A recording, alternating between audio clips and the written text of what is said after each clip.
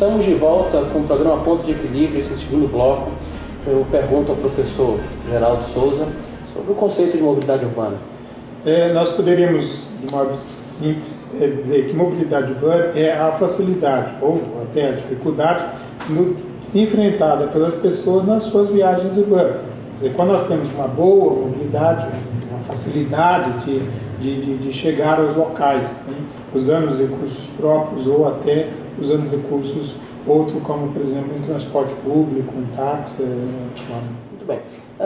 Recentemente, há menos de um ano, a Secretaria de Estado de Planejamento publicou um estudo segundo o qual os congestionamentos na cidade de Manaus trariam um prejuízo à produtividade, à economia local, na ordem de 530 milhões de reais. Eu queria entender se soluções que estão previstas, como o BRT, o Bus Rapid Transit, um sistema moderno de ônibus, e o monotrilho são alternativas interessantes para atenuar esse problema e minorar esse prejuízo à economia local.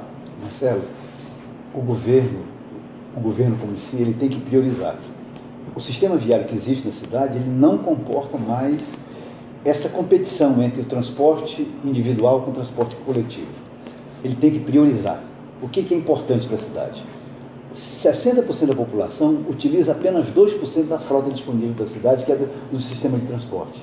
E apenas 12% dessa mesma população de Manaus utiliza 60% da frota que compõe, que é o automóvel. Quando você menciona priorizar, significa melhorar a qualidade. A qualidade para quem?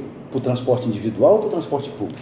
Eu defendo que seja para o transporte público, porque vai acabar com... Ninguém suporta mais esse estado de coisa. A frota individual aumentando, todo mundo junto e misturado na mesma via, engarrafada, perdendo tempo, estressando. Tarifas incompatíveis com a entrega. E mais, Marcelo, não tem confiabilidade no sistema, não se tem conforto, não se tem segurança. Esse aqui e quem paga isso é a maioria da população. E quem está junto também é as pessoas, a parte da população que hoje tem seu automóvel importado, dramático, que está junto no congestionamento. Ou seja, todo mundo é prejudicado.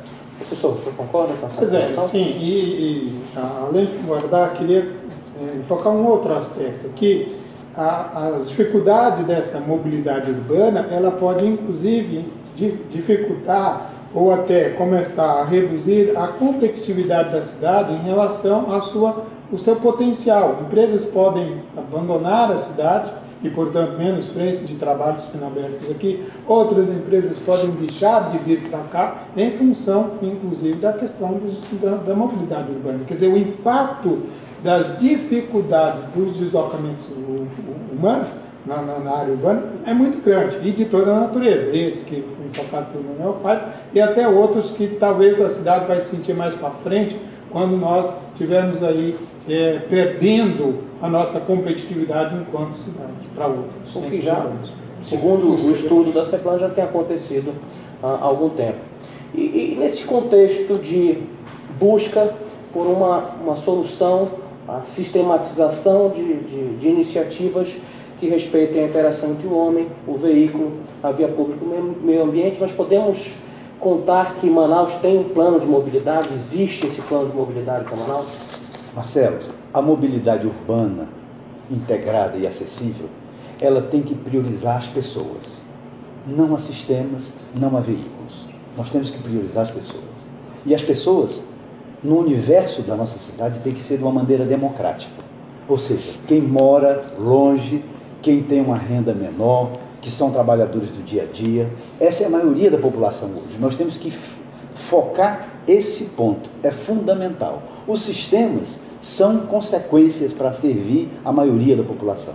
É por isso que nós defendemos, seja ele o monotrilho, seja ele o BRT, seja qualquer sistema, nós temos que focar que as pessoas hoje não têm um sistema confiável, aceitável, seguro e com a tarifa economicamente aceitável para essa maioria da população.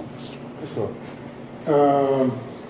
plano de mobilidade. A cidade deixou de investir em mobilidade urbana há muito tempo.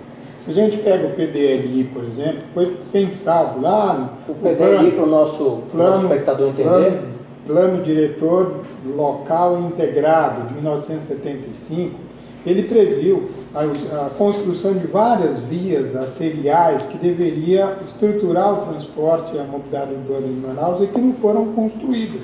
Quer dizer, desde décadas atrás que a cidade vem investindo pouco nessa questão da mobilidade. E hoje, seja, por exemplo, monotrilho, BRT principalmente, nós vamos ter dificuldade na implantação desses modais por conta da escassez de vias com caixa viária suficiente para essa mobilidade. Então, a necessidade, portanto, de ampliação também do sistema viário. Precisamos de mais ruas, além de um sistema integrado, como o Pava mencionou aqui, é isso?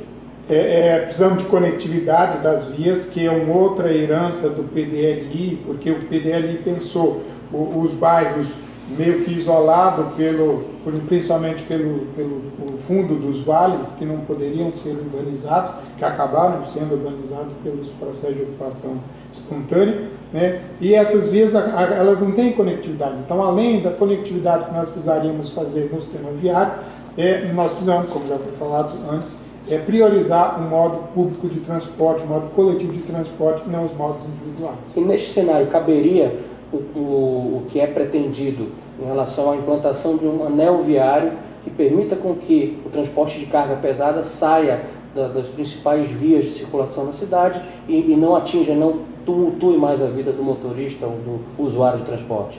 É cabível essa afirmação? Eu acho que nós estamos num momento importante, quando a Câmara Municipal está debruçada sobre a questão da revisão do plano diretor. Um aspecto que eu acho importante que nós deveríamos estar discutindo é por que nós não temos um porto a montante de Manaus, acima de Manaus, né? Quer dizer, o plano diretor atual impediu o estabelecimento de portos acima de Manaus por conta da tomada d'água da Ponta do Israel. Mas nós já temos uma tomada d'água construída lá no encontro das águas. Quer dizer, a questão de onde localizar os portos já não é mais uma questão de proteger as tomadas d'água para alimentar a cidade. Então, acho que uma medida importante que nós estaríamos discutindo portos acima de Manaus que permitissem que cargas que vão para o interior, como por exemplo a Itacoatiara, Rio Preto da Eva, Presidente Figueiredo, ou para Roraima, ou que dessas procedem, não precise atravessar Manaus. E até do porto, do aeroporto, que a gente pudesse fazer isso sem ter que cortar a urbana de Manaus. Bem, antes de fazermos o nosso próximo intervalo, eu vou deixar essa pergunta no ar. E ela tem a ver com a região metropolitana de Manaus e a mobilidade que nós estamos tratando aqui. Bem, há ocupações irregulares que surgem em velocidade e extensão assustadoras, gerando mobilidade clandestina, transporte pirata, por exemplo, sem planejamento e sem controle. O que tem sido feito para coibir este tipo de problema na região metropolitana de Manaus? Eu vou pedir um breve intervalo e daqui a pouco nós continuamos com esse bate-papo.